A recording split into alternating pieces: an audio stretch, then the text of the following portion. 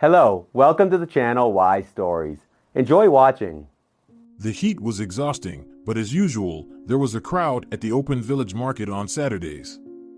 People were browsing, bargaining, and arguing, all the while managing to chat about life. Almost everyone in the area knew each other, and if they didn't, where else but here could they get acquainted? But one person that everyone in the village knew for sure was Nora. Nora was a well-known figure, even legendary, you could say. A 40-year-old widow and mother of many children enjoyed a drink and a good time, never giving up hope of getting married again. There were plenty of legends circulating in the village about her adventures. If the traders and buyers ever ran out of topics for conversation and had discussed the age and biography of the rabbit carcasses on the stalls from every angle, they would move on to the latest escapades of Nora. And there was always something to talk about.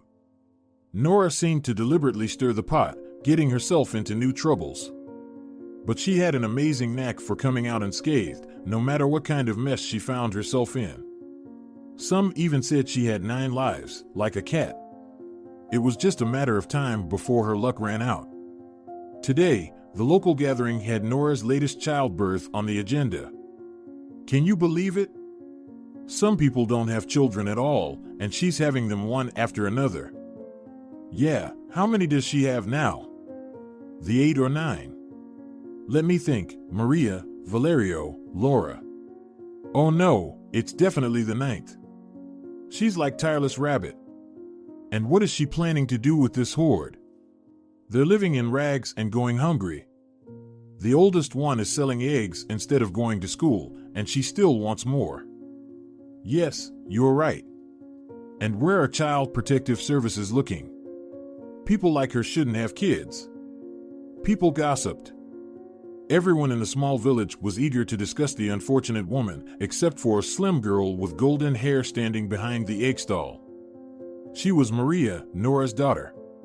When snippets of conversation about her mother reached her ears, she would blush, hunch her shoulders, and lower her eyes to the ground. Sometimes, the gossipers, seeing how embarrassed Maria was, felt sorry for her and changed the topic. But sometimes, on the contrary, they grew even more curious. Maria, come on, tell us, who was born this time, a brother or a sister? The plump auntie asked unabashedly, counting money for a tray of eggs. A brother, Maria replied softly, almost in a whisper, and even attempted to smile politely, but it didn't come out well. I see, the customer scoffed disdainfully. So, how many brothers do you have now? 4, Maria replied quietly. Will you get a child allowance? The nosy lady asked sternly. I don't know, probably, Maria replied. She doesn't even know. The woman snorted and tossed the money onto the counter. Give me my change. Stop saying, I don't know. You're just like your mother, you never know anything. All she's good at is having children, one after the other. After counting the change, Maria handed it to the customer and said, Thank you, please come again, trying not to react to her sarcasm. I'll come, where else can I go? I don't even have my own chickens, the lady replied, going off to harass other vendors. Maria let out a sigh. You're really something, Maria, she said, hearing a friendly Dominica's voice from her neighboring stall. I wouldn't have been able to handle that, I would have snapped back. But you always stay composed and polite. I don't get offended by the truth, Maria replied bitterly. I love my mother and my brothers and sisters too. But I know my mother is a fool, and she lives recklessly. Everything was fine when my father was around, but when he was gone, a normal life went with him. My mother started fooling around, always afraid she couldn't manage without a man in the house. She said children needed a father and were always looking for a replacement. She went hunting for men, she always had some admirers, it didn't work out with one, it didn't work out with another. And with someone, it seemed to be going well, but as soon as my mother got pregnant, he'd vanish like the wind. And the more children we had, the lower her standards became. She got involved with alcoholics. Luckily, she's not a heavy drinker, but if there's stress, as she puts it, she starts drinking. In the end, we have neither a father nor, essentially, a mother. Maria, I heard you did well in school, didn't you?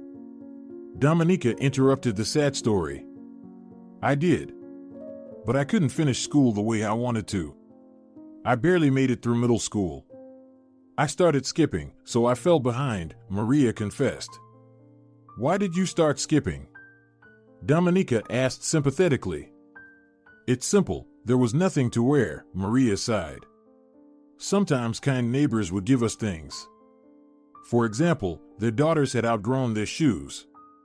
I'd go to school, and those girls would laugh. Look, Maria's wearing my old shoes. I'd worn them out last year, was planning to throw them away, and she, found a use for them. Did I want to wear those shoes again? Of course not. And I couldn't bear listening to the gossip about my mother. Yes, Maria, you've had a tough life, Dominica sighed. But what about college? You could have gone to study and gotten a profession, right? Oh, Dominica. Maria waved her hand. College? Who would take care of the kids? My mother and her alcoholic friends? And Valerio has been acting up lately too. We need to keep an eye on him, he's a handful. And the younger ones? Sometimes, my mother forgets to feed them properly, but she never forgets to put on makeup and do her hair, that's sacred to her. She believes she'll find her prince. It's a good thing there's a daycare, it helps. But without me, she won't take the kids there. And how can I tutor the middle ones? And now there's a baby too. Oh no, Dominica, college means going to the city, and I'm tied to the family here. You'll wither away here, Maria, Dominica said, shaking her head. You need to leave. You're a young girl, beautiful, and smart. You should be on the catwalk, not selling eggs. What are you saying? Maria smiled sadly, though it was clear that she appreciated the compliment. Why not? You're tall and slender. Delicate, with expressive eyes and a doll-like face. Oh, I'd advise you to leave your mother's nest and let her grow up for once. She knows she can rely on you for everything, and she's relaxed as if she's not the mother but you. It won't work out, Maria waved her hand. Nothing will, she said thoughtfully, and she sighed again. Finally, the workday came to an end. Maria gathered the remaining goods and drove them to the warehouse, where she received her payment for the day and received mocking congratulations on her new little brother. She thanked them, pretended not to notice the irony, and barely held back her anger. How can they not understand that I'm not to blame for any of this? If I could, I would live differently, Maria pondered on her way home. Her mother would be discharged tomorrow, and today she needed to tidy up the house. At least Gabriella should be able to handle the children. Gabriella was only 10 years old, almost 7 years younger than Maria. They had different fathers, but were similar in both looks and character. Gabriella could always be relied upon. She would clean up, feed the kids, and watch over them. But it was a shame to burden such a young girl with adult responsibilities. After all, she should still be playing with dolls. Maria felt guilty that she was stealing her little sister's childhood. But what could she do? Her childhood had been with her father, and then it all ended. She had to work. Gabriella, is everything okay? Maria called out from the doorway. You're finally back. A disheveled girl rushed out of the room and immediately threw her arms around her sister. I'm so tired, and my back hurts from carrying the little ones. She complained. Oh, my poor thing. Maria exclaimed. Rest now, I'll take over. Where's Laura, by the way? Where else could she be? Down by the river. Gabriella replied with a hint of resentment. And she didn't help you at all? Maria asked, even though she had already known the answer. Nope, Gabriella said. Well, I'll have a word with her, Maria frowned. But Michaela helped me. Gabriella laughed, grabbing the shaggy black and white dog that had come out to greet Maria along with the girl. The dog was completely mixed breed but large and good-natured. She grinned widely at Maria and tried to give her a kiss on the nose, but the girl skillfully dodged it. Oh, Michaela, you silly thing, leave me alone. Your whole face is greasy, but you're trying to kiss me. She had some soup. I made it really hearty. Gabriella boasted. Good job, that's more than can be said for some people, Maria praised. So, where's Sylvia? Sylvia is out somewhere too, Gabriella complained. Well, don't worry, it's her turn to babysit tomorrow, and the day after that, Laura won't be able to avoid it either, and you'll get to rest, Maria promised. Indeed. Gabriella cheered. All right, let's go have lunch. What did you cook today? I'm starving, my stomach is sticking to my spine. Michaela, can't you see I'm busy? You clingy dog. Maria and Gabriella entered the room. Their house was quite spacious, one of 3 in the entire complex. There was also a vestibule, a veranda, and a kitchen. Once, everything had been cozy, well-kept, and brand new. Their father had invested a lot of time and effort in setting up the house. But now, it had all fallen into disrepair. The furniture was old, the house hadn't been renovated, the wallpaper was faded and peeling, and the whitewash had long since turned gray. Maria sometimes attempted minor repairs, but much was impossible due to the abundance of small children their mothers seemed to give birth to almost every year. Sometimes, they didn't want the smell of paint, sometimes they didn't have the money, and sometimes they simply felt too discouraged to do anything. Children's toys were scattered everywhere. Many were old and broken. Worn-out children's clothing was piled up untidily on the sofa. Maria and Gabriella periodically tried to tidy up. Occasionally, Laura and David would help if their consciences were pricked. Sometimes, their mother would also remember her responsibilities and start cleaning. But for the most part, Gabriella and Maria maintained order in the house. The little ones will wake up soon, and Pablo is out somewhere playing soccer, Gabriella reported. Pablo was already 7 years old. You couldn't put him down for a nap during the day, and he made so much noise that it was better for him to be outside playing. Maria sat down at the table, and her younger sister began to fuss around her. She placed a bowl of soup in front of her and cut some bread. Eat, it's still warm. Delicious. Maria praised, playfully showing a thumb up with her left hand. Gabriella beamed with pleasure. Yes, she tried hard. The soup was simple noodles, but many of her peers couldn't even manage that. Yet she had managed to feed the whole horde. All right, Gabriella, you can rest now. I've taken over the shift, as they say. I'll finish eating, and then I'll tidy up, and tomorrow I'll go pick up Mom from the maternity ward. Oh, I can't wait to meet my little brother. I wonder what he'll be like. Gabriella dreamily rolled her eyes. Yeah, what will he be like? Probably just like all the others, blue-eyed, chubby, and small, Maria replied wearily. No, come on, Maria. You can't say that. He's special, just like all of us, each with our own uniqueness. Well, we've got a whole bag of uniqueness in our family. Maria joked with bitterness. The little ones began to wake up, and Maria, after hastily finishing her soup, went to take care of them. The rest of the day was filled with chores, and by evening, the young woman was exhausted. She had just managed to lay her head on the old feather pillow, which had become stiff with time, when she immediately fell asleep. She slept soundly, only the cries of the babies woke her up in the middle of the night. There, my little ones. Calm down. The 1.5-year-old twins, Paulina and Olivia, stood in their wooden crib, where it was already getting cramped for the two of them, crying loudly. Either they both woke up at once, or they woke each other up. Soon, they would wake up little Dorothea, who was 5 years old but had only recently started sleeping through the night without waking up. Maria gave them some water and put them back to sleep. She had two more hours before she had to get up. Should she take a short nap or just stay awake?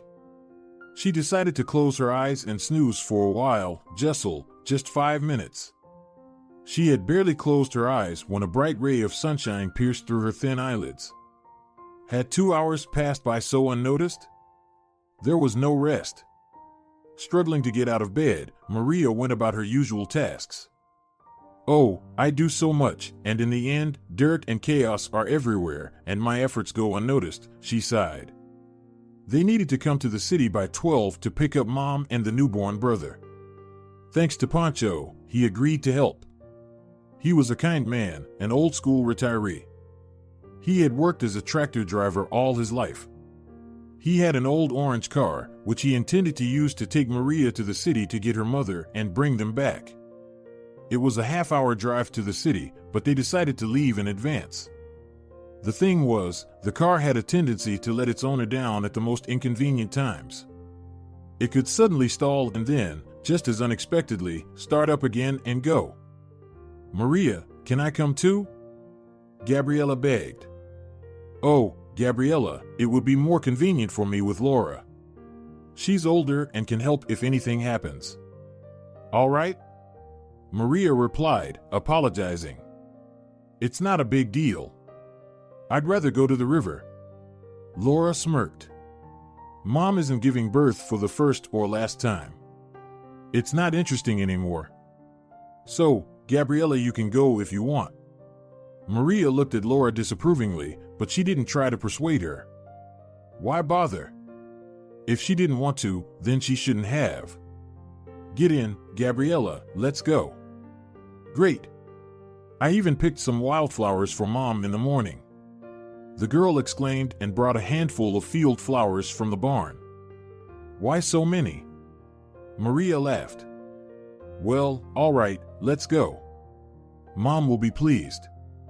Well, what's taking you so long, you chatterboxes? Hop in the car, let's go. Pancho kindly grumbled, inviting the girls into the car. Let's go. Gabriella laughed and hopped into the car. The door slammed shut.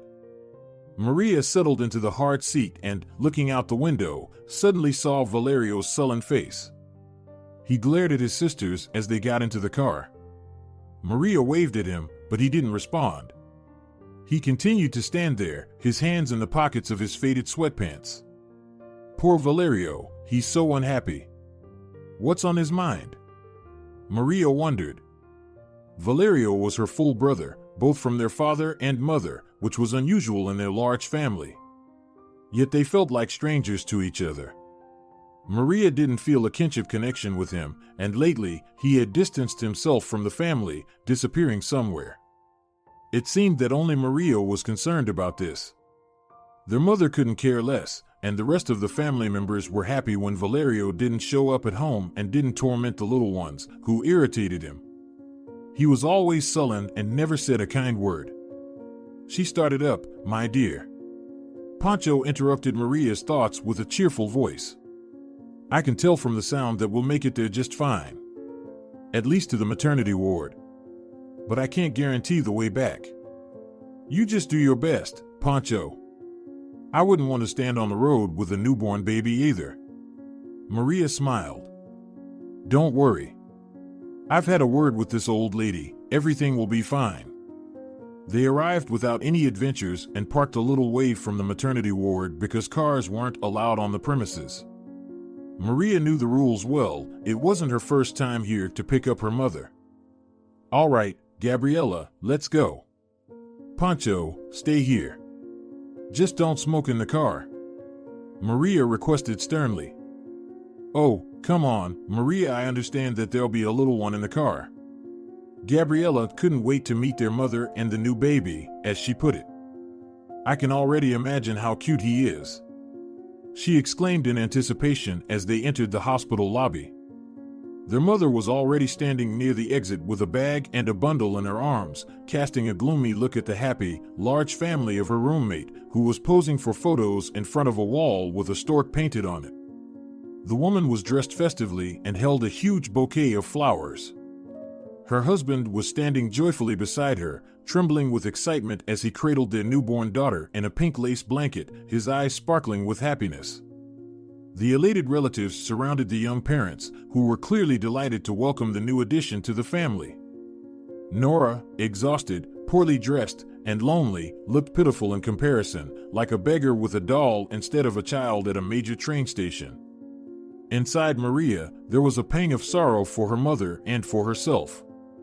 She used to be so beautiful, tall, and full-figured. But now? She had damaged her hair with cheap dye, turning it into a rag. Her face, already not so fresh, had worsened after recent childbirth, slumping and getting plumper. But her lips, on the contrary, had paled and sunk in. Mommy!" Gabriella exclaimed. She was the only one who didn't feel uncomfortable and was simply happy to see her mother and her little baby brother. "You finally showed up," Nora grumbled, simultaneously upset and relieved that she would finally leave the hospital. "What took you so long?" "Mom, you said to come at 12, remember? We even came early." Maria tried to justify herself. "Yes, they asked me earlier. Some big shot is visiting the maternity ward, and they're cleaning all the rooms. People like me get kicked out. Anyway, let's go." "Nora, are you going to take pictures too?" The midwife asked mockingly, having just received flowers and chocolates from the happy family that couldn't seem to finish their photo session in front of the stork. "Next time," Nora retorted defiantly and headed towards the exit at a brisk pace. "Thank you," Maria said quietly to the midwife, and then, realizing that she had to do something, she quickly picked up a small bouquet of wildflowers from the pile and handed it to her as a token of appreciation. She didn't have any money for even a chocolate bar, and leaving without anything was awkward. The midwife accepted the flowers indifferently, even disdainfully, giving Maria a condescending look. Maria felt uncomfortable and hurried to leave the maternity ward, following her mother. Pancho was standing by the car and hadn't smoked, just as he promised. "Oh, Nora, did everything go well? Good for you. You're quite a woman. With you around, we shouldn't be afraid of the demographic pit." "Oh, come on, you old buzzard, stop teasing me," Nora grumbled. "I'm not teasing, just stating the facts." Pancho smiled. "What will you name the little boy?" "Fernando," Nora replied briefly. "Oh, what a name!" Pancho exclaimed in surprise. "It's beautiful but rare. Nowadays, boys don't get names like that. No matter what name I chose, some idiot was named like it. So, I had to pick a rare one from the old names," Nora explained. "All right, let's go already. Start this jalopy." "Quiet." Pancho panicked. "She can hear everything, she might get upset." Pancho stroked the steering wheel and started the car. It cleared its throat and, grumbling reluctantly, moved off the spot. "Mommy, can we see him now?" Gabriella finally dared to ask. "Well, what's there to see? He's just a baby," Nora replied indifferently, but she still folded back the edge of the blanket that was hiding the newborn's wrinkled face. The baby peacefully slept and resembled a wax doll. "He's adorable." Gabriella smiled and, hugging her sister, asked, "Maria, are you happy?" "Very much so," the young woman replied ironically. But Gabriella didn't catch on to that. She was just happy that she had a baby brother and that her mother was back with them. And now they would go home, have sweet coffee, play with the little ones, and meet the lively Michaela. And they hoped for the car not to stall on the way.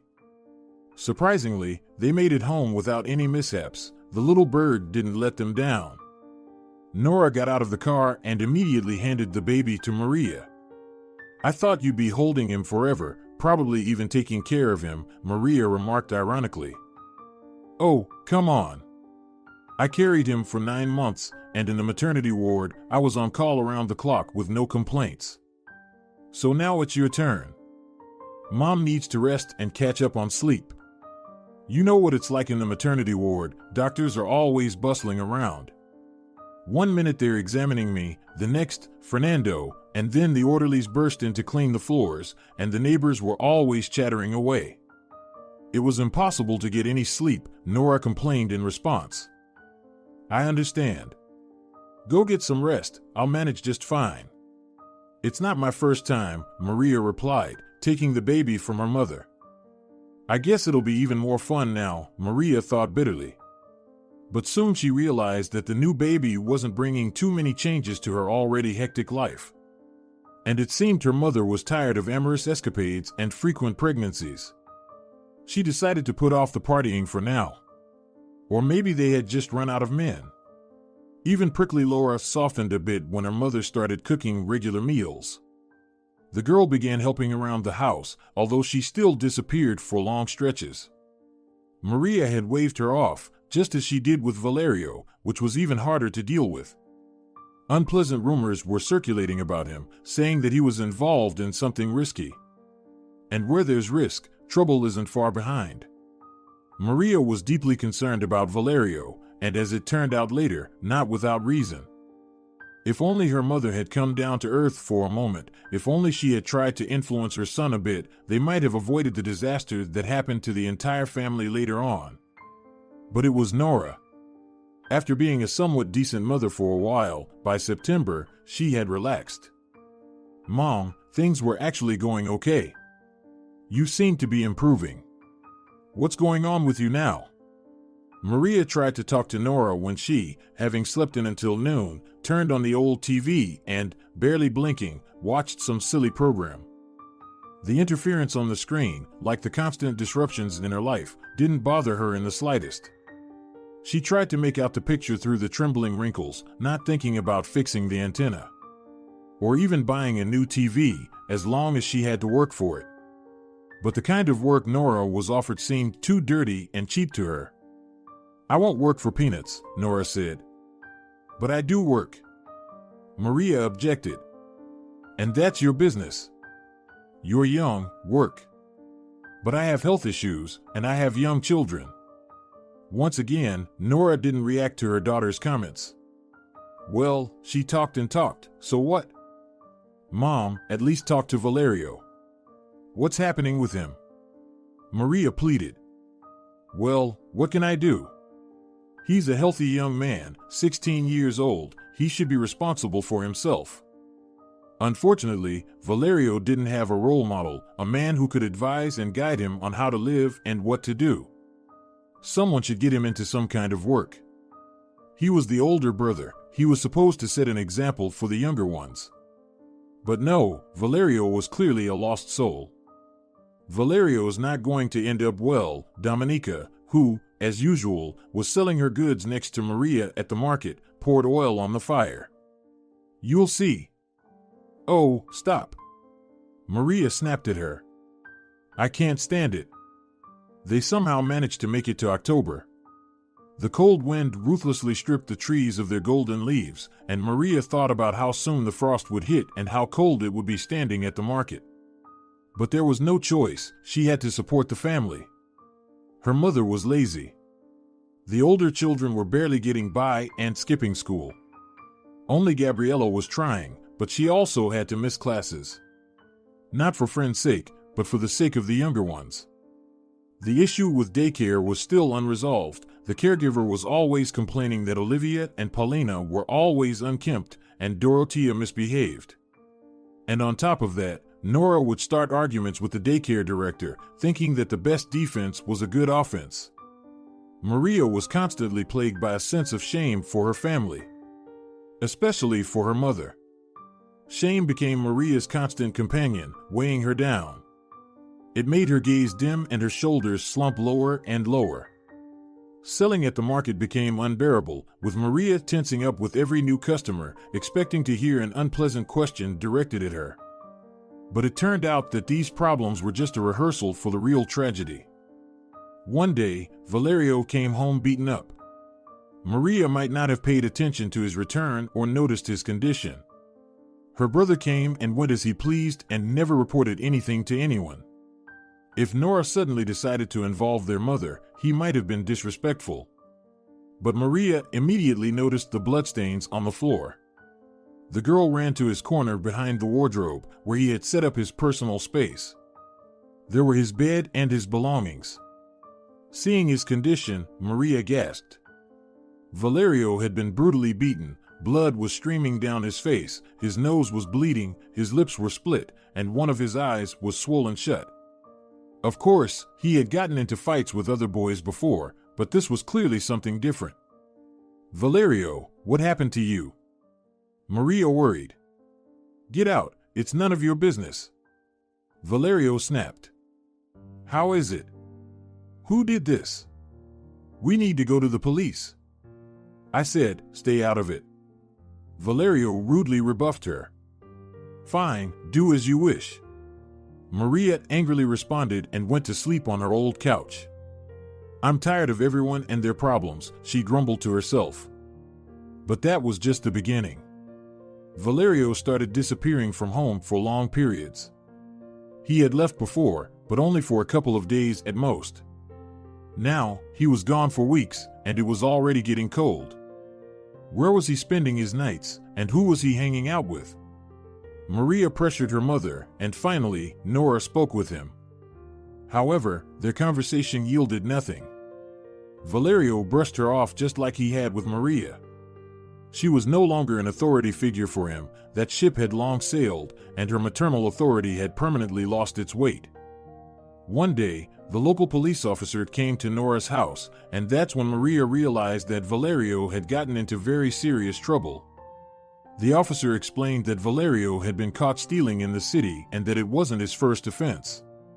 Now that he had a criminal record, it was a mark on his biography. "Why didn't you watch him?"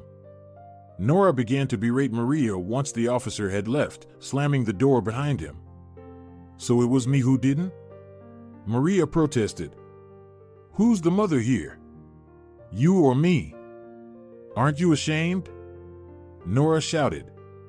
"I have a breastfed baby and 7 more to take care of at the stalls. You could have helped your mother by taking on some of the responsibilities."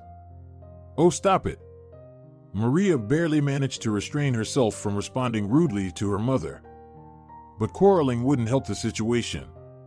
Her brother was in prison. Next, he had to go to a correctional facility, and his life was effectively over. Maria and Nora agreed to visit Valerio and went to check on him. He was glad to see them, but very embarrassed. It was clear he was ashamed of himself. "I'm sorry," Valerio said somberly. "You idiot." Nora immediately began, but Maria tugged at her sleeve. "Valerio, how are you holding up here? Are they treating you okay?" Maria asked sympathetically. "It's fine. They treat me okay, if you can put it that way. But I'm scared about what lies ahead. Valerio, maybe we can prove you're not guilty. Maybe there's a way to influence the trial somehow," Maria suggested. "No, they caught me red-handed. There's nothing I can do now." "Why did you do this?" "We don't live in luxury, but there's always food on the table, and I tried so hard." Maria scolded her brother. "And I tried. Didn't I?" Nora said immediately. Valerio remained silent, then he managed to say, It just happened. I'm sorry." It was clear that Valerio wanted to say something more, but couldn't. He cast furtive glances at his mother and sister, but he couldn't open up to them. Tears welled up in his eyes. "Don't worry, ladies. He might meet someone like Raphael in the correctional facility who can turn him into a better person. They have educators there. Why are you so down?" Pancho, who had offered to drive them to the city in his car once again, tried to cheer up the passengers. However, he failed to lift their spirits. Both women were in tears. They felt sorry for Valerio, for themselves, and for the life that hadn't turned out as planned. Valerio's arrest briefly sobbed Nora up, and she made an effort to be a responsible mother again. She tried to cook, take care of the children, and keep their clothes clean. But Maria knew it wouldn't last. Nora's episodes of being a good mother were sporadic, and they never led to anything substantial. She would eventually revert to her old ways of partying and blame Maria for not helping her enough. Indeed, after a brief period of trying to be responsible, Nora turned to alcohol once more. "Mom, what are you doing? We're short on money." Valerio needs money for packages in the correctional facility. The kids need so many things, and you're spending it on booze. Snap out of it. Maria scolded her. Maria, I just had some beer. Don't I have the right to relax? Nora slurred her words. Beer? Mom, are you out of your mind? You have young children. I know that a little beer is just the beginning for you. Each day, you'll need more and more. Oh, come on. Nora grew angry. I'm not an alcoholic. I know my limits. Maria rolled her eyes. That was enough for her.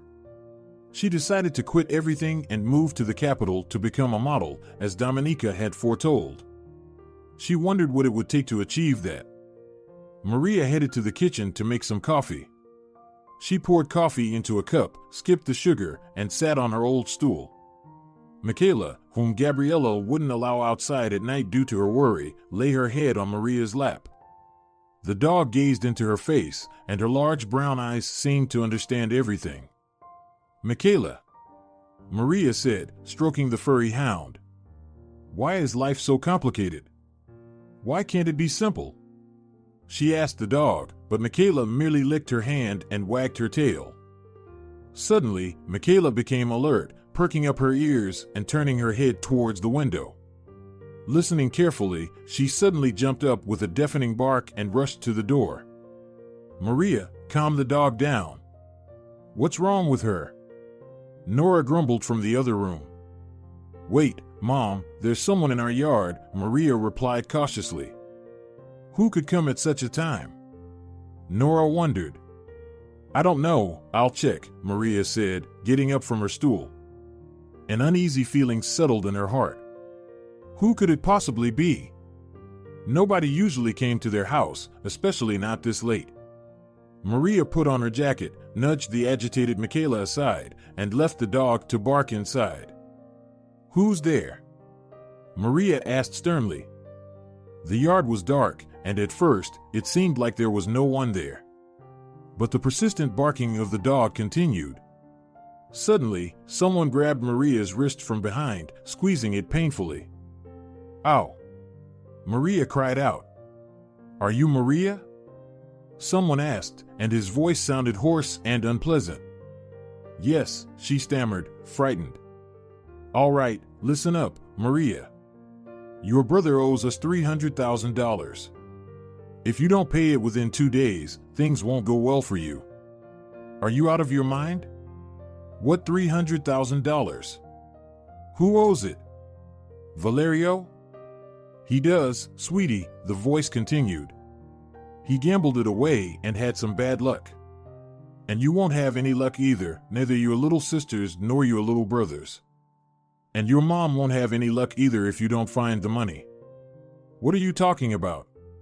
Are you insane? Even if I sell this house, nobody will pay $300,000 for it. Then, Maria, you won't have a house at all. The person threatened. Think about where you're going to get the money. Your brother will tell us where to find him. The invisible interlocutor, who was breathing unpleasantly close to Maria's ear and gripping her wrist tightly, finally let her go. I don't have any money, and I won't have any, Maria firmly replied. Then, you'll see, the menacing guest promised. What? Maria didn't understand. But judging by the footsteps, the man headed towards the gate, indicating that the conversation was over. Maria didn't bother to pity her mother while keeping the reasons for the uninvited visitor's visit hidden from her. She told Nora about the unpleasant demand this guy made, but Nora had no useful advice to offer. She only expressed her outrage, cursed life out loud, and then went to sleep. Maria, on the other hand, couldn't sleep at all. She tossed and turned in bed until morning, her mind racing, trying to figure out where to get the money. However, no ideas came to her. Maria decided to call her brother and personally ask him about this debt he had incurred. So, you gambled? Maria hissed into the phone, and when she heard frightened Valerio's voice, it was evident he was about to cry. I did, he admitted. While I was cleaning the floors, cooking for you all, sold eggs, and taking care of the children. You were having fun, gambling?" Maria said it in disbelief. "Please forgive me," Valerio whispered quietly. And Maria heard in his voice those familiar tones she hadn't heard in a long time. In that moment, she both loved and hated her brother. "You're scum, Valerio." She yelled and hung up the phone, then burst into tears. He was a wretch, an absolute wretch. And she was miserable too. It would never work out for her, it never had, because she was born into the wrong family. They would all drag her down, starting with her mother and ending with her endless children. Maria once again felt the urge to leave everything behind and go far, far away. And to walk on a runway. In the evening, Maria realized she was anxious and afraid of the visit from yesterday's guest. But he didn't come. Her mother was drinking beer again, so Maria didn't want to interact with her at all. After putting the children to bed with Gabriella's help, Maria lay down herself, but she couldn't fall asleep for a long time. She listened attentively. No one came this time. However, the next evening, Michaela barked again, agitated. There were already 3 guests, or maybe more. It was too dark to see. "Have you prepared the money?" the familiar voice asked. "No," Maria calmly replied, and she immediately received a blow to her back. Caught off guard and in pain, she folded in half and sat on the ground. She didn't even scream, she just tried to regain her composure and catch her breath. "Scum. You are all scum," was swirling in her head. Someone grabbed her hair so painfully that Maria even lifted herself up, clutching her stomach and overcoming the pain. "Haven't you realized yet that we're serious about this? No one's going to mess around with you, that's not why we're here. So, find the money quickly. $500,000. The voice said menacingly. "What?" Maria whispered. "Exactly what you heard. Your mother over there is giving birth. Like on an assembly line, she can share the benefits and child support." The voice continued. "What benefits? What child support? She always has problems with documents. She can't even properly register anything. You came to the wrong place. I can't even give you 10, that's all we have. And you keep asking for $300,000, and now 500. We don't have that kind of money. We're not interested in your whining. We'll be waiting for the money tomorrow. If you don't bring it, you'll regret it." Maria didn't even have a chance to find out who these bandits were. Reporting to the local police officer wouldn't make sense either. He was a crooked cop. After the uninvited guests left, Maria got up from the frozen ground and walked back home. She was scared now. She realized that these people were capable of anything. She needed to hide her brothers and sisters, but where? "Mom, we're in trouble. We need to hide the children," Maria whispered softly, leaning over Nora, who was lying on the couch, trying not to let the older ones hear and get scared. "What happened?" Nora didn't understand. "Valerio owes money, and we have to pay them," Maria replied shortly. "What money? What are you talking about? We've never had any. Who does he owe, and how much?" Nora couldn't believe it. "He owes them to some kind of gangster. He lost money gambling. At first, they asked for $300,000, and now it's $500. Maria sobbed. "They've lost their minds. Don't they know that a widow with so many children can't possibly have that kind of money? Even if we had it, I wouldn't give it to them. Look what they want." Nora scoffed. "Mom, these are dangerous people. Haven't you realized it yet? They might even kill us." The young woman exclaimed. "Don't talk nonsense. Will it be good if we die? We can't even pay them when we're alive and dead. We'd be useless," Nora said indifferently. "Mom, you've become so numb. You don't want to know anything, you're just glued to your TV. They might kill us all, and you'll remember my words then." Maria replied. Maria went to the kitchen, sat down at the table, and stared blankly at a spot. Soon her mother came in. "Well, what's bothering you?" she muttered, sitting down next to her daughter. "Mom," Maria began with hope. "You have so many male acquaintances. I mean, maybe someone could help, right? They're not the people to rely on. They've long since disappeared, dissolved into the past, as if they never existed. And what can they do? They're destitute." "Mom, you sure know how to choose people to be friends with," Maria sighed. "Don't judge me, you'll see when you're my age, then you'll look at yourself," Nora grumbled. It was decided to go to bed and think about what to do next. Maria couldn't sleep, she tossed and turned all night. In the morning, she went to Pancho for advice. "What can I do for you, Maria?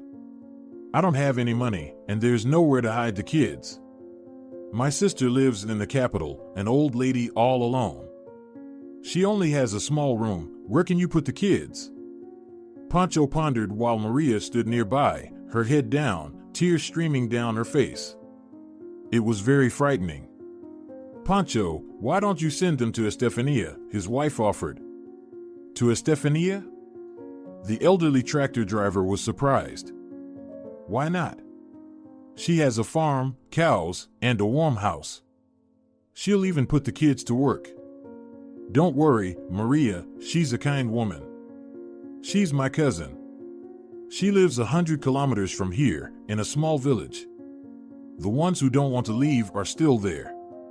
Estefania will be among them. Just don't let her take the youngest one, you understand, too much trouble with him. But she'll find someone to help with the twins. She has some old lady friends there, they'll keep an eye on them." "I don't even know," Maria began. "Don't be afraid. She won't take any money from you, she'll make do. And she'll enjoy taking care of the kids. She's already raised generations of them, they're always bringing her more. She has her own grandchildren too, they'll probably come in the summer. Winter is coming, but don't worry, her house is warm, everyone will be fine." "That's a good idea." Pancho brightened up. "I'll take them, but Maria, you won't fit in there. So, Laura, you're a little bandit, we'll go with the older ones. The main thing is for our old jalopy not to let us down." The wife chuckled and immediately received a stern look from Pancho. "What are you saying? You shouldn't talk about the car like that, she might get offended." Maria walked home contentedly. She knew her mother wouldn't object to sending the children away somewhere. However, Laura caused a scene, she didn't want to part with her friends. On the contrary, David was pleased, after all, he wouldn't have to go to school anymore. "Don't get too excited, David," Maria said. "You'll come back and have to take all your subjects externally. So take your textbooks with you." It was very hard for Maria to part with the little twins and little Dorotea, and she didn't want to let go of the troublemaker, Pablo, either. But it was most difficult to say goodbye to Gabriela, and she didn't want to part with her sister either. "I'm not going," Gabriela firmly stated, crossing her arms over her chest. "You're going, Gabriela, we have to leave," Maria begged. "No, I'm not going." This was the first time Gabriela had shown such defiance. She cried and refused to collect her things, and at the very last moment, she ran away. Maria was very angry with her, especially since the other children, watching their sister, started acting up too. But time was running out. Pancho had to return, he needed to hurry. It gets dark early, and the road through the forest is long. "All right, long farewells lead to unnecessary tears," Nora said. "Get in the car, and don't disgrace me there." She instructed the children. "You too," Laura muttered. The old orange car, packed with children, grumbled unhappily and rolled along the bumpy road. Maria waved goodbye, and tears streamed down her face. Gabriela didn't go this time, and little Fernando stayed with his mother. She felt sorry for them. What would happen next? Gabriela returned in the evening, red-eyed and guilty. The joyful Michaela and the stern Maria greeted her. The former happily hopped around, while the latter remained gloomy and silent.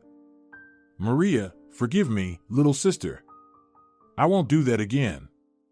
Gabriella sobbed. Are you hungry? Cold? Come on, we'll have dinner and warm up. Oh, how silly you are, Gabriella, Maria said in a conciliatory tone, and her little sister calmed down. They had dinner, watched a bit of TV with their mother, and played with Fernando. Then it was decided to go to bed. Maria couldn't sleep again. She was worried about the kids, wondering if they had arrived safely and if everything was okay. She had no idea who this Estefania woman was, the one she had sent her little brothers and sisters to. But she didn't see any other option right now. All she wanted at the moment was to protect her family. This night turned out to be sleepless again. Maria tossed and turned, and her mother even started snoring. She had probably been drinking during the night.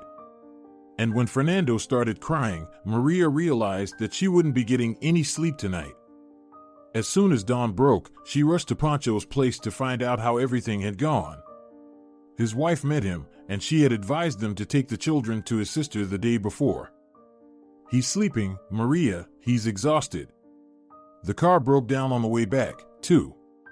But the kids arrived safely. Estefania was surprised, of course, but for her, there are no strangers' children. You can trust me, neither Laura, nor David, nor Pablo will get sick there. They'll work like champs. You won't recognize them, and the neighbors will look after the little ones. It brings them joy, and the kids get care. You should go and get some sleep. Look how tired you are. Thank you very much. You've helped me so much. Maria smiled. Go on now. You still need to figure out what to do with the others. Maria immediately became sad. Yes, what to do? She spent the entire remaining day thinking but couldn't come up with a solution. Nora felt even more at ease without the children. She brightened up and even managed to be seen talking to a new acquaintance at the store. By evening, Maria was so exhausted that she could barely stand deciding to go to bed early. She asked Gabriella to take care of Fernando at night if Nora overslept. Then, just as her cheek touched the pillow, she fell into a deep sleep. Gabriella, stop it. Maria grumbled in her sleep, but her sister continued to tug at the hem of her long sleeve, in which she was sleeping. I asked you to check on Fernando yourself. I'm tired. Maria mumbled, too weary to open her eyes after 2 sleepless nights. In response, Gabriella growled and bit Maria's wrist, causing her to cry out in pain and immediately jump up. Everything was like a fog, and there was an unusual smell in the air. Maria shook her head and heard barking. It wasn't Gabriella at all, it was Michaela. The dog was fussing around and beckoning somewhere. Maria was disoriented by what was happening. She couldn't break free from the embrace of sleep and return to reality, where something strange was going on. What's happening? Am I asleep? Maria couldn't understand. Suddenly, a switch seemed to flip in her mind, and Maria woke up. Fire! Rushing into the room, she grabbed Fernando from the crib and, coughing, started to wrap him up. Gabriella. Mom. Fire. There's fire in the house. Mom. But no one responded. Fernando woke up and started crying. Maria continued to wrap him up in everything she could find, covering him with a large blanket. Gabriella. Mom. Maria shouted as loud as she could. Gabriella wasn't in her bed.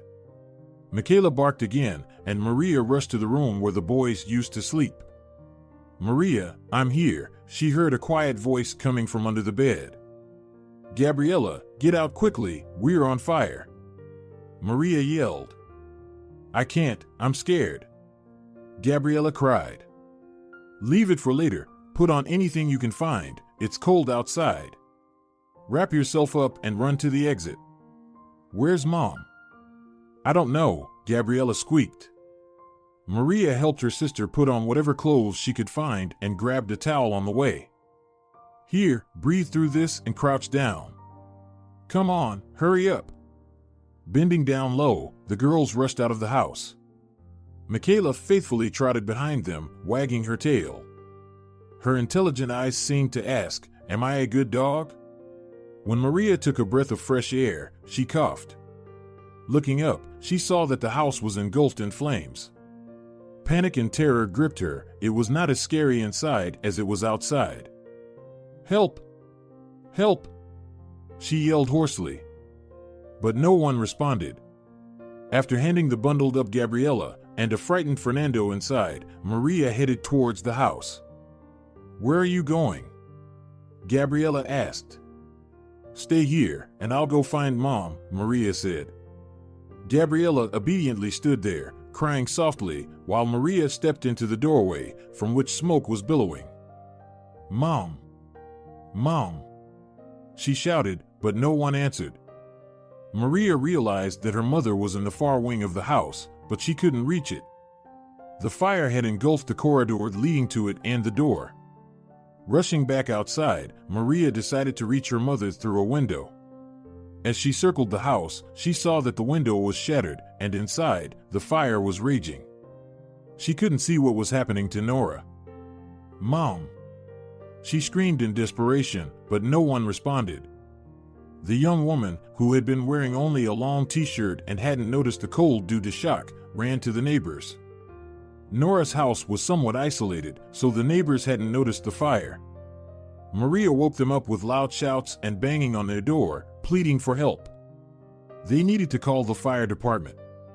A sturdy man in his mid-30s from the neighboring house told his wife and children to stay home and quickly got dressed, heading towards the burning house. His wife, who had already called the fire department, gave Maria some clothes. "Put these on, you'll freeze," she said. Maria couldn't remember how she managed to put on clothes that were too big for her figure. She was trembling and crying. After dressing, she ran back to her own house. "We need to wake up the villagers," the neighbor told her as he returned. "Let them try to put out the fire with whatever they have." Maria began knocking on every gate and shouting, "Fire! Fire!" The villagers rushed out, initially thinking that the fire was at their homes. When they realized Nora's house was burning, they ran back inside to get dressed and arm themselves with whatever tools they could find to fight the flames.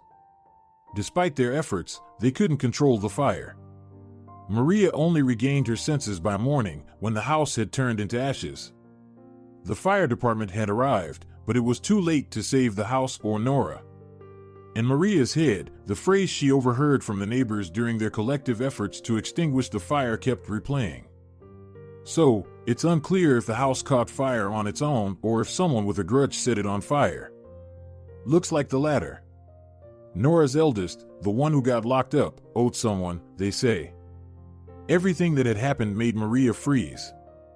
She didn't immediately realize that Gabriella was embracing her, sobbing, and that faithful Michaela was pressing against her legs.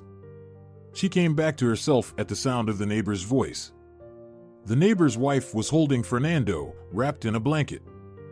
"We need to feed the little one.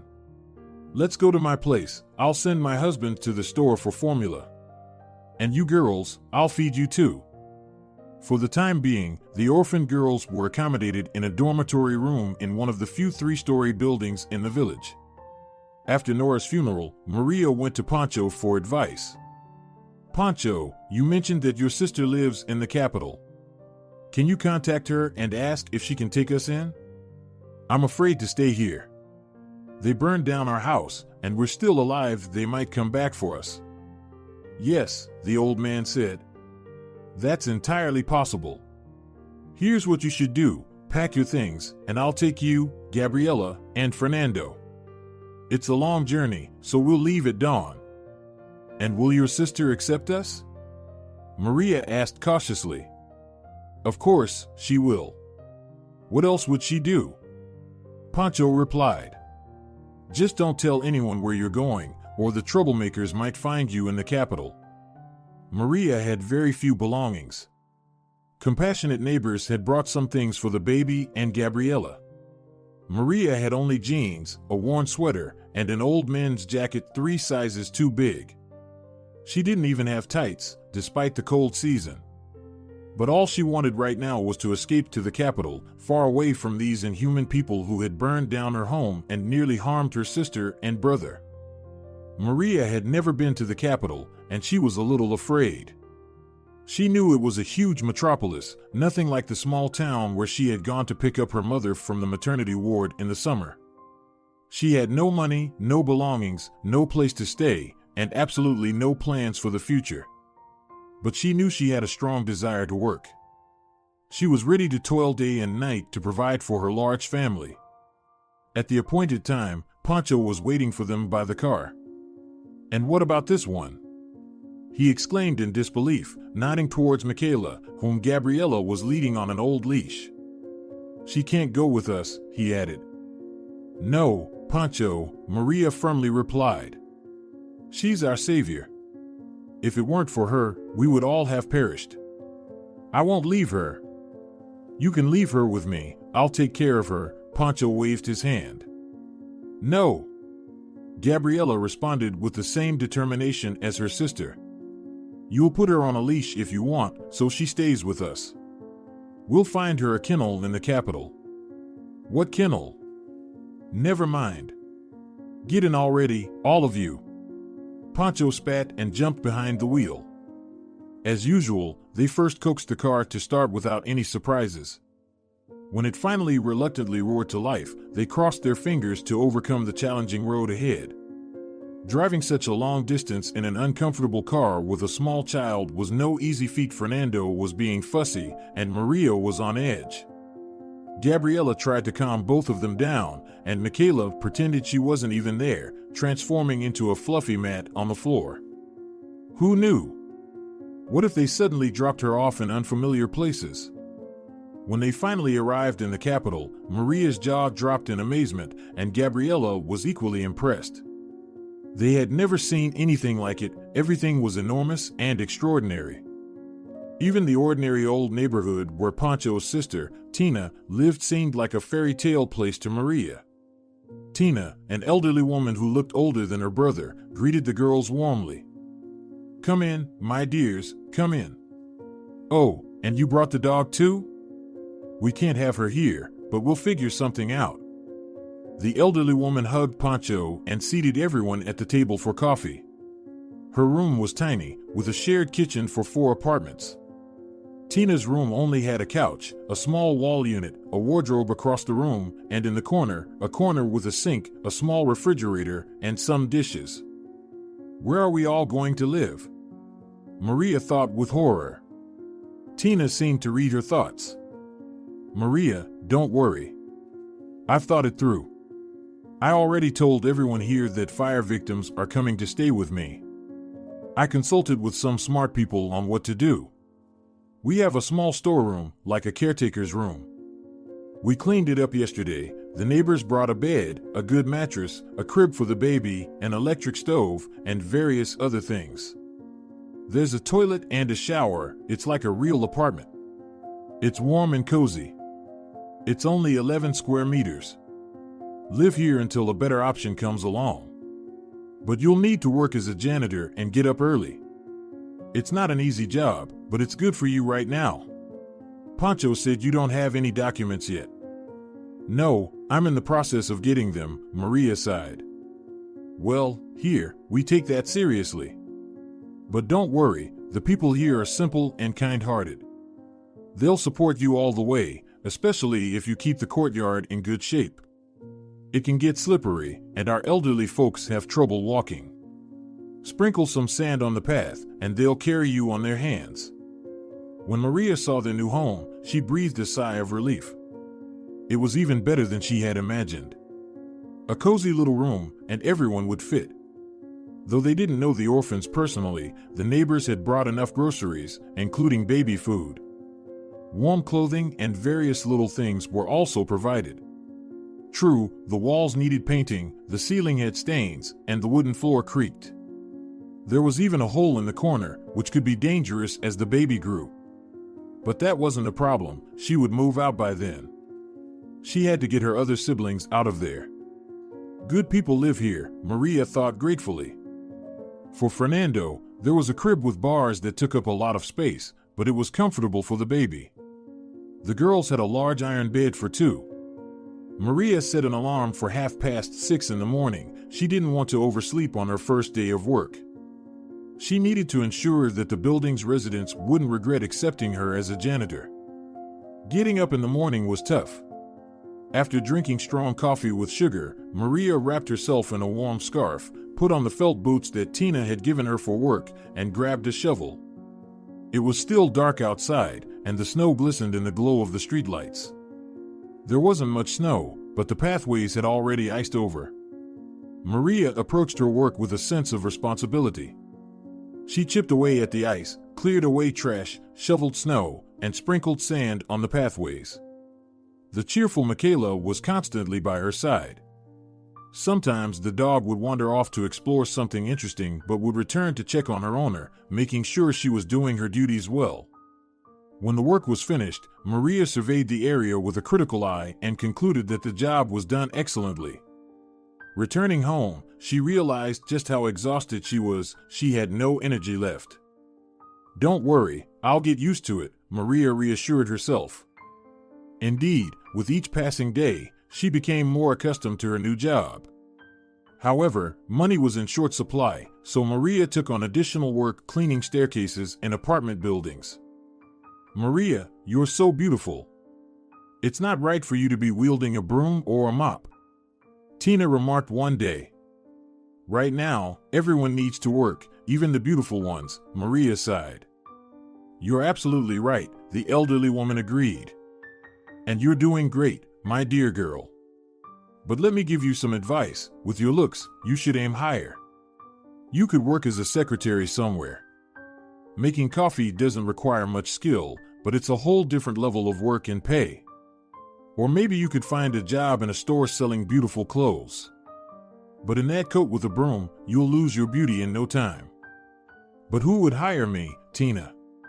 I don't have any documents," Maria said with a sigh. "That's true, you're a bit of a legal bug without those papers. But here's what I suggest. While your documents aren't ready, look for a new place for yourself. You should find it out. But what about my janitor's room?" "Don't worry about that. No one's going to take it from you, even if you stop maintaining the courtyard." Maria decided to follow Tina's advice and started looking for a job. She felt very uncomfortable among the city's residents. She was also afraid of being stopped on the street and asked for documents. However, things went smoothly, although she couldn't find a job. Maria responded to ads posted on doors and checked addresses listed in newspapers. But due to her lack of documents, she was turned away everywhere.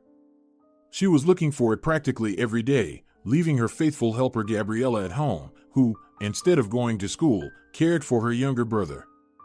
Maria pledged to herself that she would find a way to get Gabriella back into school, as well as her other brothers and sisters. Pancho called and explained that they had found a teacher in the village of Estefania who had moved to the remote area in her old age. She was teaching the children, but it wasn't enough for the older ones. Valerio had already missed out, and the same fate could await the others. Maria couldn't find a job for herself by New Year's, which left her feeling disappointed. However, they managed to have a joyful holiday. Kind neighbors gifted them a small Christmas tree with ornaments since a large one wouldn't fit in their storage room. They also brought sweets and mandarins. But Maria also took it upon herself to make gifts for her younger brother and sister. For Fernando, she crocheted a toy filled with wooden balls, something for him to play with. Gabriella received a drawing set and a book about animals, as her little sister loved these things. Gabriella didn't sit idle either. She prepared a beautiful card for Maria and decorated the storage room with handmade garlands and snowflakes. They didn't have a TV, so they listened to the radio and enjoyed a delicious pie Tina had baked. Maria was pleased to see Gabriella so happy. She had been sad for a long time, missing her mother and their large family. But now she had thawed, calmed down, and was even smiling. At midnight, they went to watch the fireworks. What a sight it was! The girls had never seen anything like it in person. The richness of colors, the golden showers, it was all mesmerizing. Only Michaela wasn't pleased. She had curled up under the bed and whimpered softly, tormented by the sounds of exploding fireworks. Gabriella felt sorry for the dog and went to her to provide comfort. Maria followed. However, as soon as the girls opened the door, they heard a loud crack nearby, immediately followed by a loud bang. Michaela couldn't take it anymore. The mixed-breed dog whimpered and rushed out onto the street, almost knocking the girls over. Michaela! Michaela! Maria and Gabriella shouted and ran after the runaway dog. But it wasn't that simple. Michaela sprinted away as fast as a purebred greyhound, her hind legs outpacing the front ones, her tongue lolling to the side, and her long ears flopping backward. The dog was gone so quickly that the sisters couldn't catch her, nor could they figure out where she had disappeared. "Take care of Fernando, and I'll look for her," Maria said, handing Gabriella the keys, and then she set off in pursuit of Michaela. "Michaela! Michaela!" Maria called as she wandered through the New Year's streets, illuminated by garlands and twinkling windows, from which joyful music and the voices of celebrants echoed. The dog's trail had disappeared, but Maria didn't give up and continued to call for her. She roamed for an entire hour, but there was no sign of Michaela. Maybe she's hiding and will come home on her own tomorrow. She just needs to avoid getting hit by a car, Maria thought as she made her way back to their lodging. It was a sad morning to wake up without Michaela. She had always been underfoot, wagging her fluffy ringed tail. Cleaning snow on the street wasn't as enjoyable without her. Gabriella hadn't slept all night. She was worried. The festive mood had completely disappeared. "Gabriella, my dear, don't worry. I'll take a break from work and go look for Michaela again," Maria promised her sister during breakfast. But the latest search didn't yield any results. Maria felt very sad. Her Michaela, the rescuer and faithful four-legged friend, was lost. Sitting on a bench, Maria contemplated while gazing at the festive coffee stand decorated for the new year. She was cold, and she would have loved a cup of hot coffee. However, she didn't have money for such luxuries. "The cost of a cup of coffee could feed me for a month," she mumbled to herself, turning away and trying to shift her nose to the sense of the crisp winter air rather than the coffee chocolate symphony wafting from the stand. Suddenly, the enticing aroma was right in front of her. Maria turned around and saw a large paper cup with a New Year's ornament on it. The cup was sealed with a lid, and steam was rising from it. "Are you freezing, miss? Here, warm up." "Don't worry, it was just brewed," a friendly young man said, offering Maria the coffee. In his other hand, he held another cup, and as Maria reluctantly accepted the treat, he sat down next to her and took a sip from his own cup. Not bad. They make good coffee here. It's especially pleasant to have it in the winter, with such a lovely girl nearby." "I'm Melanio, by the way, and you?" he asked. Maria replied timidly. "Maria. You're quite shy, Maria. Haven't you met people on the street before?" "You're such a beauty," the young man smiled. He appeared to be around 25, wore rectangular glasses, and was modestly yet tastefully dressed. "I'm sorry, but I'm new to the capital, and I'm not used to being around people," Maria attempted to explain herself, but still didn't dare to try her drink. "I see. Well, I've lived here my whole life, but I, too, am not accustomed to people, you know. Besides, I usually don't approach girls, especially on the street. But you've really caught my eye. And Maria, I have a feeling that something has happened to you. I might be just the person who can help you. Am I right?" He smiled again. He exuded trustworthiness, and after taking a sip of the coffee and acknowledging its divine taste, Maria finally responded. "I've lost my dog." "What?" The young man didn't understand. Yes, my dog. Her name is Michaela. She ran away on New Year's Eve, frightened by the fireworks.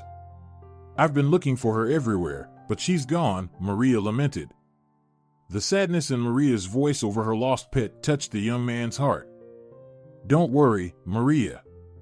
Let's look for your dog together. I think I know where she might be," he said. "Really?" Maria's face brightened. Yes, over there is my car. I'll drive you. Don't worry, I won't take you anywhere else, Melanio reassured her when he noticed her hesitance. Maria continued holding the coffee cup and sipping it slowly, trying to regain her trust. Maria, please believe me, I won't take you anywhere. We'll just find your dog, and that's it. I have a couple of ideas, he added. Melanio's car wasn't new, but it was certainly in better shape than Pancho's old vehicle, which Maria had occasionally ridden in. Where are we going? Maria asked while still savoring her coffee as slowly as possible. We're heading to the municipal shelter. I think we should go to the one closest to us, Melanio replied. However, their trip to the shelter didn't yield any results. Michaela wasn't there. I can give you an address, said one of the shelter employees. Dogs were brought there this morning, but we're currently out of space. With the address written on a scrap of paper and a heart full of anticipation, Maria sat back in the passenger seat next to Melanio. Well, let's go. Maria's happiness knew no bounds when Michaela was indeed found at the new shelter. But the happiest of all was Michaela herself. She danced, her ears pressed back, and her tail wagged so vigorously it seemed it might detach. Michaela! I'm so happy! Maria exclaimed, tears streaming down her face as the delighted Michaela licked her nose. I'm so glad you found your dog, Melanio said. Well, let me take you back home. We've come quite a distance. Maria agreed, eager to see Gabriella's reaction to the return of their missing dog. Maybe I can have a coffee at your place? Melanio asked when they arrived at the janitor's place. Oh, Melanio, I'm embarrassed. Our room is tiny, and my sister and brother are there too. It's awkward, Maria said. No worries. Melanio smiled, mentally scolding himself for putting Maria in an uncomfortable situation. Then I invite you to a cafe today. Oh, could we make it tomorrow? Today is really not convenient for me, Maria suggested. All right, tomorrow it is. I'll pick you up in the evening, Melanio promised, delighted that Maria agreed to go on a date with him. Maria went home, and Melanio stayed in the yard for a while. He could hear joyful exclamations coming from the caretaker's place. Gabriella couldn't contain her happiness upon reuniting with her beloved Michaela. The following evening, Melanio and Maria went to a cafe. Maria didn't have anything special to wear, but even in simple jeans and an oversized sweater, she could easily outshine the city's beauties. Maria resembled a beautiful and delicate flower wrapped in a cheap newspaper.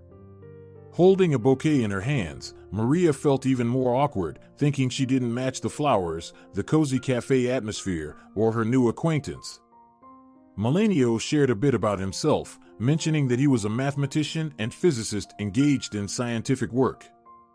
He didn't earn much, but it was enough to make ends meet. Maria, on the other hand, opened up to Melanio and shared everything about herself and her difficult life. She told him about her market trading, her wayward mother, the fire, Valerio, her siblings, and everything else. Melanio listened, his mouth agape, thinking, what a life this girl has had. At the end of her story, Maria became emotional and even shed a tear. Don't worry, Maria, Melanio said, covering her hand with his. Life can throw all sorts of challenges at us, but you're on the right path. You can rebuild your life brick by brick. Maria and Melanio began seeing each other every day, and these were Maria's first real romantic experiences. Melanio noticed that he was falling more in love with this beautiful girl with each passing day. However, Maria was afraid to dive headfirst into a relationship, given her mother's experiences, believing that men would bring her nothing but trouble. One day, a neighbor told Maria that her acquaintance had resigned from her position as an office manager at a law firm and that Maria could try to get a job there. Oh, come on. Maria waved her hand dismissively. Me, a manager? In response, the neighbor chuckled. Don't let the title fool you, it's just a fancy name. All you need to do is sweep and neatly stack papers. Basically, it's just a vacancy of a janitor. But the salary is good. My acquaintance only left because she found a place closer to home with the same terms. Thank you, I'll go. Maria exclaimed happily. Hurry up before they post the job ad or competitors might rush in.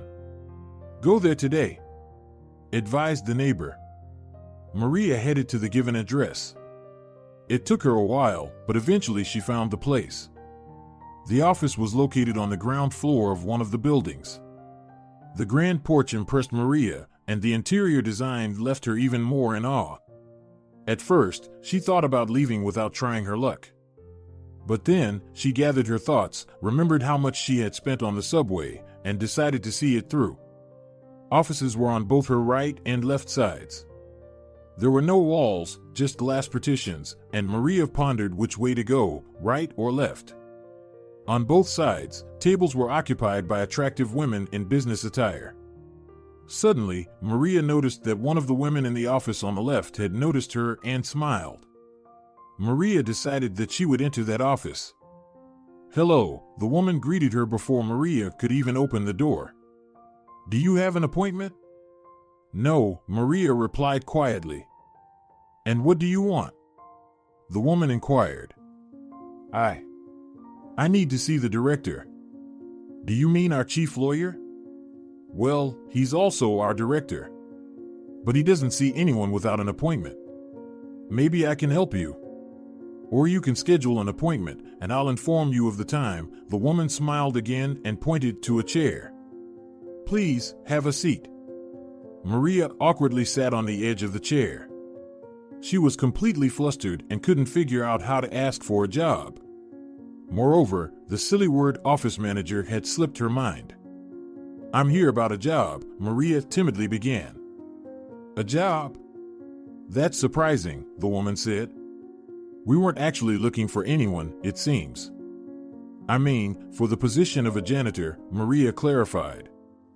Oh, yes, of course. The woman realized. We do need someone like that. Otherwise, I had to mop the floor before work today. Can you imagine?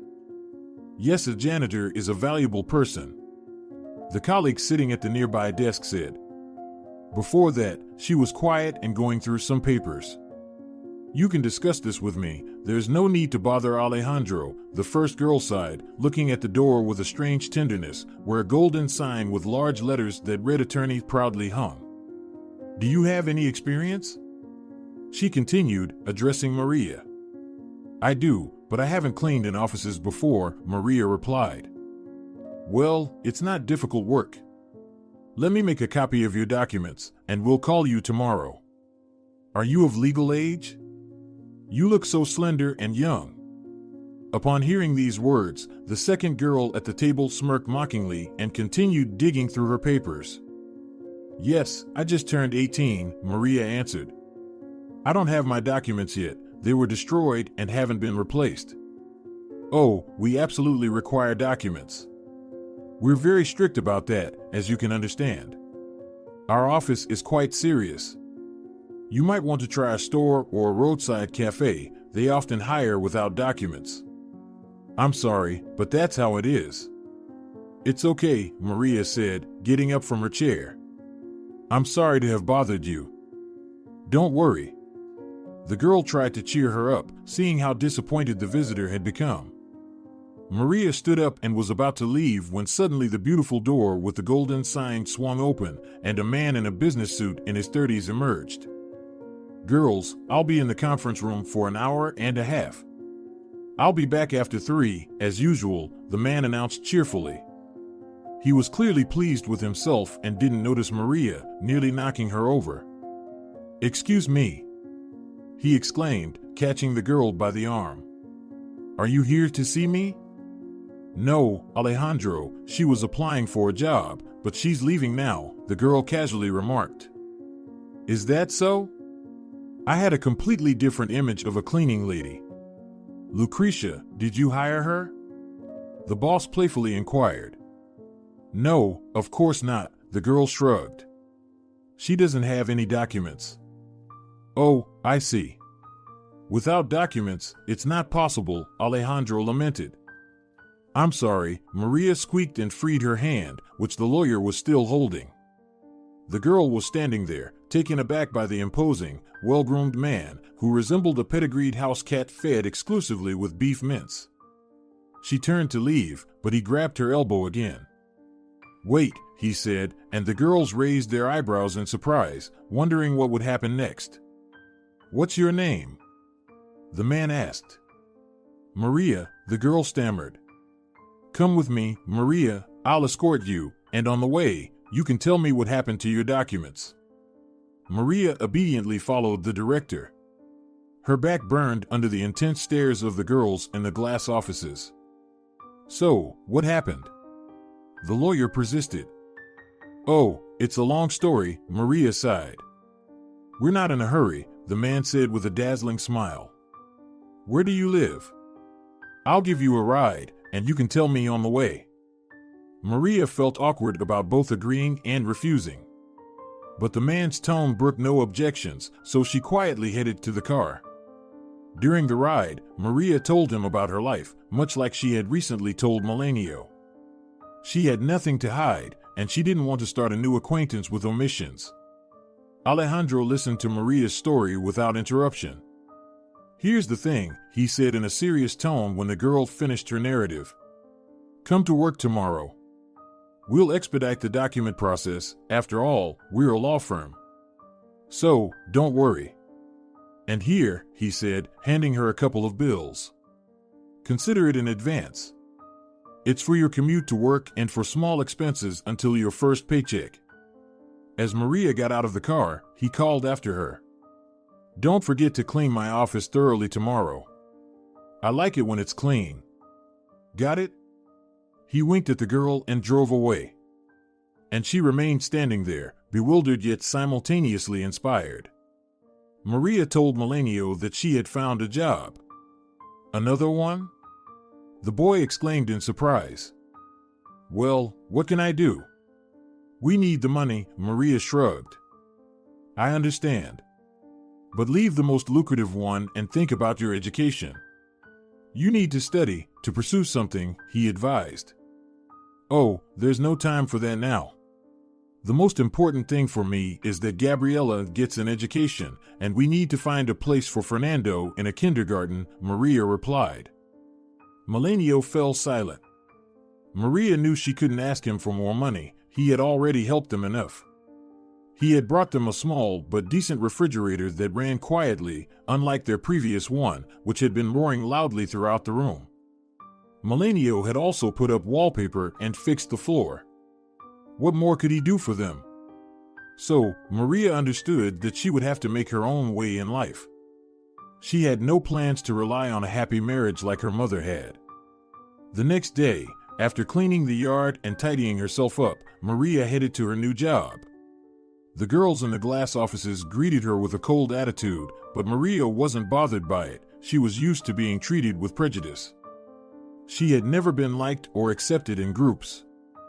Besides, she came here to work, not to make friends. The girl, whom she had learned was named Lucretia, explained Maria's new responsibilities. The second girl didn't see fit to introduce herself. Two others from the neighboring office didn't even bother to look at the young cleaning lady. Was it worth paying attention to the service staff? But in the end, Maria had to notice when Alejandro, with a broad smile, invited her to clean his office, and he didn't leave it himself. He simply requested, "Natalia, 2 coffees, please." The tall girl with bright red lipstick on her lips was briefly speechless. "What? How?" Alejandro secluded himself in his office and even asked for coffee from her. She was a lawyer by education and was making coffee for some cleaning lady. What a shame. But there was nothing to be done. She had to obey. Natalia was even more outraged when she saw that the girl was sitting at the desk in front of the boss and smiling so widely that even the dimples on her cheeks were visible. "What charming dimples!" Alejandro purred, smiling at Maria. Upon hearing these words, Natalia wanted to spill both cups of hot coffee on the cleaning lady, but she restrained herself. Catching her gaze, Maria understood that she wouldn't be welcome here. "Maria, don't clean my office today. Natalia or Lucretia will do it. You look tired, and I'll give you a ride home, okay? Alejandro said when the door closed behind Natalia. It's a bit awkward, the girl blushed. No worries at all, the director smiled. I have business in your district anyway. Maria understood that her boss was flirting with her but decided not to resist it. She enjoyed the attention from someone like him and allowed him to court her. Not every day, but very often, the boss would drive her home, and one day Melanio saw it. He also came to see Maria, but Gabriella told him that her sister hadn't returned from work yet and offered to wait. However, Melanio decided to go to Maria's workplace and pick her up himself. Arriving at the address, he coincidentally witnessed the moment when Maria was leaving with a well-dressed, tall man. They were laughing. Maria was wearing a simple red jacket that Melanio had given her a couple of weeks ago, while the man was wearing an expensive coat. Melanio clenched his teeth and gripped the steering wheel. She's just like all the others, was echoing in his mind. Just like all of them. Maria didn't notice Melanio's car. She got into the boss's car, and they drove away. Melanio stayed behind, processing the emotions from what he had just witnessed. His car was much more modest. He didn't have that imposing appearance, an expensive coat, or a luxurious suit. Adjusting his glasses on his nose, he sighed and made the difficult decision to stop seeing Maria. After that incident, Maria tried calling Melanio, but he didn't answer. Initially, the girl was very upset and couldn't sleep for a couple of nights. But then, remembering how her mother's passions had led her astray, she slapped her hand on the table and promised not to dwell on the missing friend. Besides, she now had another man on her mind. Alejandro showered her with attention, candy, chocolates, and small gifts. Once, he even gave her a simple gold pendant. But most importantly, he got her the necessary documents. A huge weight lifted off Maria's shoulders. After this, she realized that she had fallen in love. Alejandro never invited Maria to his home. Their encounters took place in his office after the other employees had left for the day. Several times, the lawyer arranged meetings in a hotel room. Maria's head was spinning from all of this. She could never have imagined such a luxurious life. One day, Maria even allowed herself to believe that they would get married and take her siblings in. They would live as a large, happy family. However, Maria still missed Melanio. He always cared about her family, asking about Valerio in prison and the children in the village. He would bring sweets for Gabriella and buy diapers for Fernando. Alejandro, on the other hand, gave Maria the impression that he didn't want anything to do with her troubled family. But Maria didn't take it literally. She believed that Alejandro simply wasn't ready yet and that he would soften later. He would see her brothers and sisters, sympathize, and help. After all, he wouldn't abandon them, would he? He couldn't do what her mother's suitors had done. Spring arrived with the sun shining in the sky, tree buds swelling, and small streams flowing along the sidewalks, washing away the remnants of winter from the streets. Maria also blossomed. She began dressing better, but she never allowed herself to become extravagant. Alejandro took her to salons and gifted her perfumes and cosmetics. The country girl transformed, though she still lacked the ability to add an air of luxury to herself. In her relationship with Alejandro, there was no progress. Maria was still not acquainted with his parents or relatives. She had never been to his home. Furthermore, she still worked as a cleaner in his office. This began to concern her. Could a real man not make his beloved's life easier? He had professed his love and spoke beautiful words, unlike Melanio, who had never said he loved her. However, Melanio insisted on her education, thinking about her future. Alejandro, on the other hand, seemed content with her lack of education and her status as a simple cleaner. Moreover, Alejandro occasionally ridiculed her lack of education, as well as her lack of life experience and her provincial background. She felt uncomfortable in shopping malls, didn't know brand names, and made funny mistakes. "My dear, sometimes there's just nothing to talk about with you. What have you even seen in your life, my poor girl?" sighed Alejandro. Maria felt bitter about his words, but she couldn't argue because she depended on Alejandro both morally and financially. She believed that such a splendid man had the right to criticize Cinderella from a tiny village, the daughter of an alcoholic. What could she hope for, anyway? Over time, Maria began to notice that Alejandro had cooled off toward her. The office girls seemed to look at her strangely, as if they were mocking her. Maria interpreted it as ridicule about the fact that the director's lover had to wield a mop. But it turned out to be much worse. Alejandro stopped giving Maria a ride home after a young intern joined their firm. She was someone's acquaintance of Alejandro's and possessed everything that Maria lacked. She had manners, education, and metropolitan sophistication. Although Maria was much kinder than this girl, she seemed like a simpleton next to her.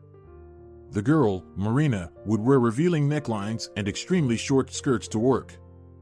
She would sigh Alejandro's name and constantly seek his advice. A mysterious smile played on her plump lips, painted with red lipstick, and the trail of expensive perfume was enticing.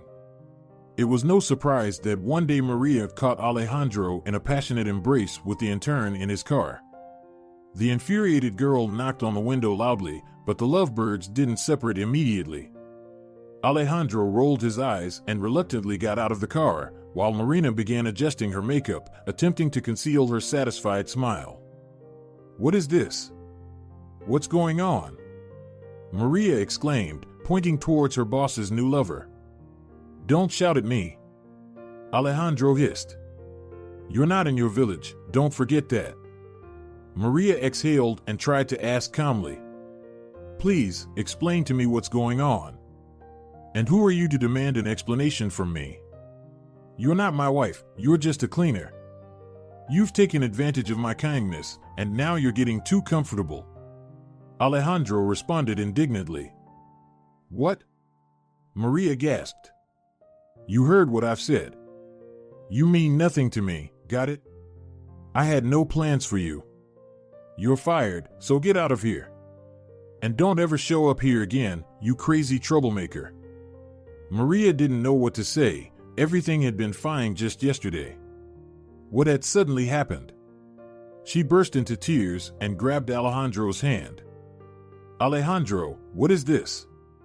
What did I do wrong? Please tell me.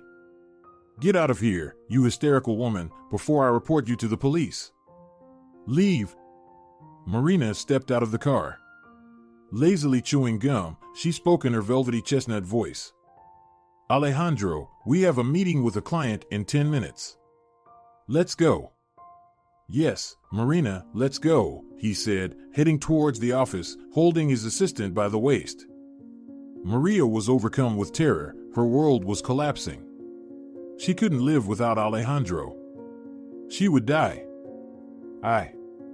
I'm pregnant," she shouted after the sweet couple walked away.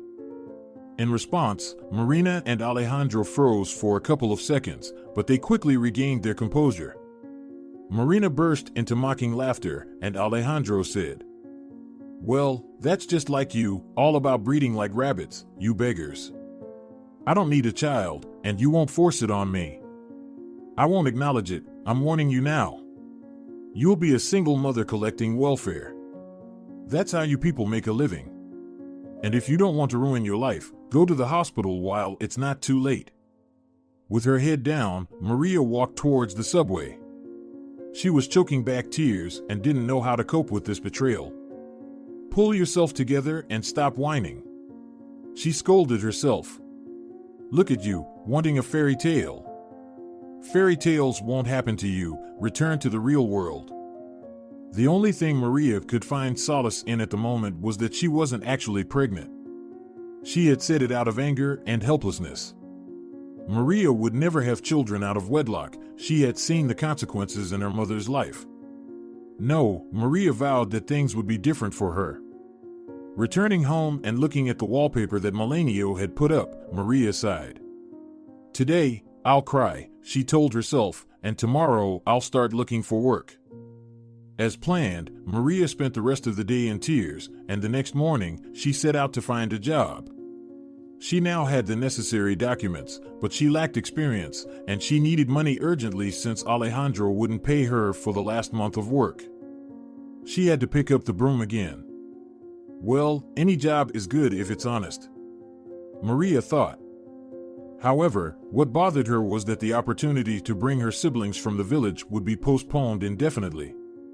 Part of her salary went to Estefania, part to Valerio for sending packages, and the rest was for her life in the capital with her sister and brother. I need to find a new job as soon as possible, Maria thought. But soon, a tragedy occurred that overshadowed the pain of losing her fiancé and job. One night, Maria heard strange wheezing sounds. Jumping out of bed, she found Fernando struggling to breathe. She picked him up, but she didn't understand what was happening.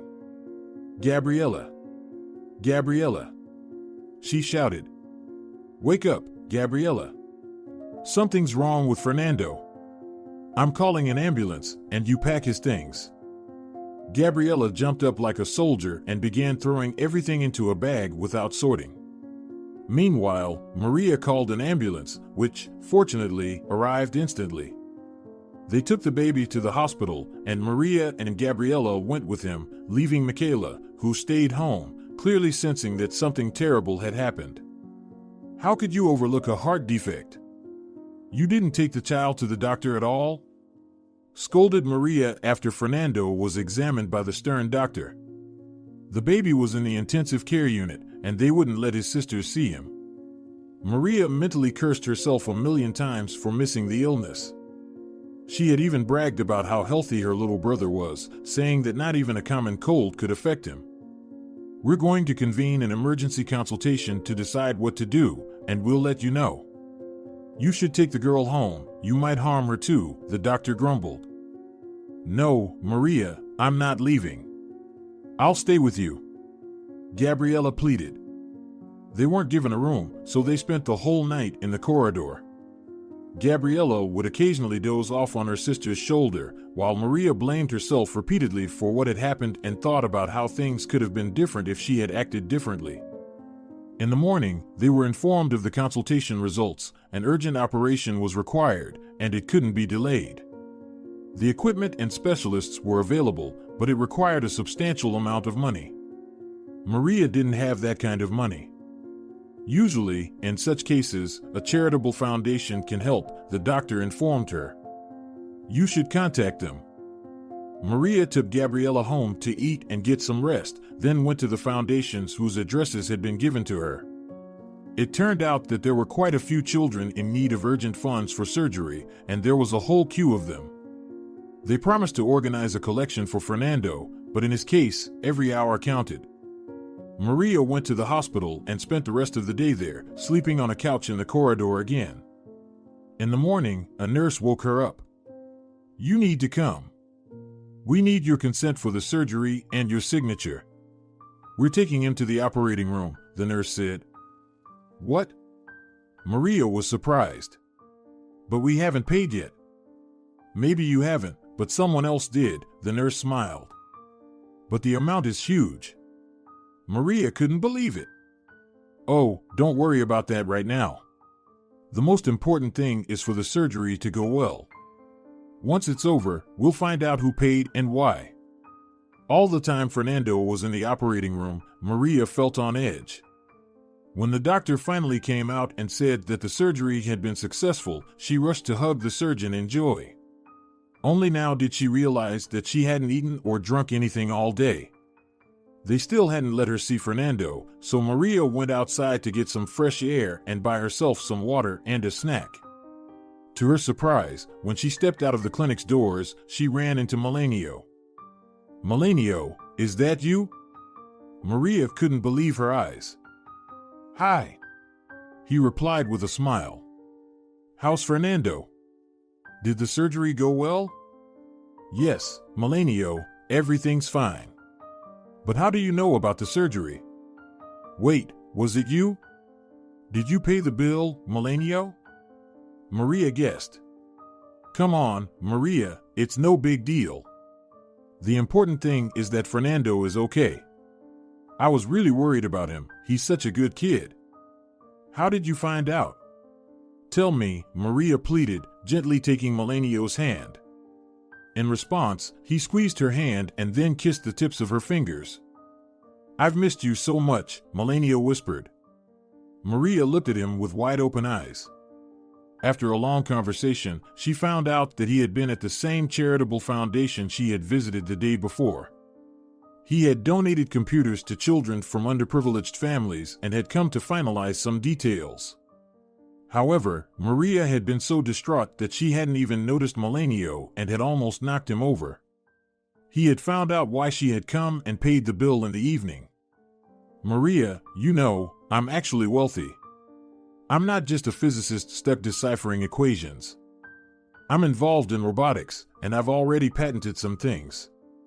I grew up in a poor family, I never had anything, but as soon as I started earning money, I suddenly had friends and girlfriends.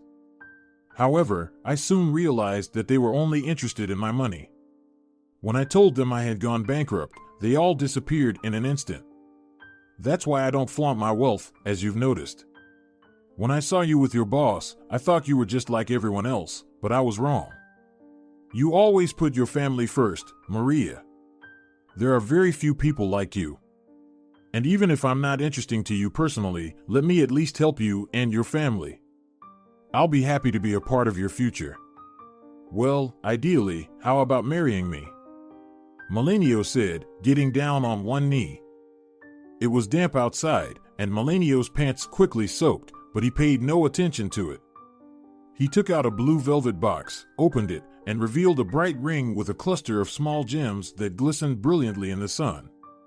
Maria couldn't believe her eyes. Was this a joke? While her mind was racing, her lips were already whispering yes. Before the wedding, Melanio and Maria decided to settle important matters, bringing their children back, obtaining their documents, and enrolling them in daycare and school. It turned out that Estefania had indeed done an excellent job with her responsibilities. The children returned well-groomed and disciplined, having been nourished with homemade milk. Even Laura and David had become quieter and more obedient. Estefania praised them, saying they had helped her with household chores and taught her a lot. It was clear that, although Estefania was strict, the children didn't want to say goodbye to her. Soon, they managed to get Valerio out of the correctional facility by hiring a good lawyer for him. To prevent him from going down the wrong path, they arranged for him to work at an auto repair shop. The owner, Rodrigo, promised to take him under his wing, making sure he worked diligently. He pledged to teach him many skills so he could earn an honest living. Melanio rented a large house for the family, and Maria cried when she saw it. "Why are you crying?" Melanio laughed. "Don't you like it?" "Well, it's temporary. We'll build our own house according to your design." "I love it, I really do," Maria whispered happily. When all the issues with the children were finally settled, they had their wedding. There weren't many guests, but it was a youthful and joyful celebration. Maria pursued her dream of joining the theater, and one day, a producer noticed her. He liked her portrayal of a beautiful provincial girl, and she even appeared in a couple of commercials. After these shoots, another producer noticed her, and Maria fulfilled her dream of walking the catwalk. However, she didn't want to pursue a career as a model or actress. Maria realized that her most important role was being a mother and the keeper of the family hearth. So, when she found out that she was expecting a child, she took a break from her career without hesitation. After giving birth to a beautiful boy, Maria understood that this was a reward for all the years of pain she had endured. 3 years passed. One day, a group of journalists visited Maria and Melanio's home. They were shooting a segment about Melanio, who had made a breakthrough in robotics with a significant invention. Part of the show was dedicated to Melanio's family, especially his wife. The journalists captured the happy family and left to edit their material. Maria couldn't have imagined the pain that this interview would bring to a man living in a panel apartment on the outskirts of the city. On the old linoleum floor next to the sofa where he watched TV, there were numerous beer bottles. He stared at the screen, gripping a plate of salted fish tightly. "Maria, it's you again?" Alejandro had seen Maria before, in advertisements and even in a movie. Each time, it hurt him to see his former cleaning lady, whom he had callously betrayed. "Oh, come on, Maria, don't be angry. The world has already punished me," Alejandro sniffled and reached for a bottle. Taking a sip, he continued enviously. "And look at you living so lavishly. Better than I ever did." After parting ways with Maria, Alejandro married Marina. Despite being an experienced lawyer himself, he underestimated the cunning woman who managed to take his entire firm and leave him with nothing. Losing everything, Alejandro, who wasn't accustomed to fighting for his life, quickly gave in, turned to drinking, and launched himself. Well, everyone got what they deserved. For some, it was a dirty room filled with empty bottles, while for others, it was an ocean of boundless happiness. If you're enjoying it as well, leave a like and subscribe.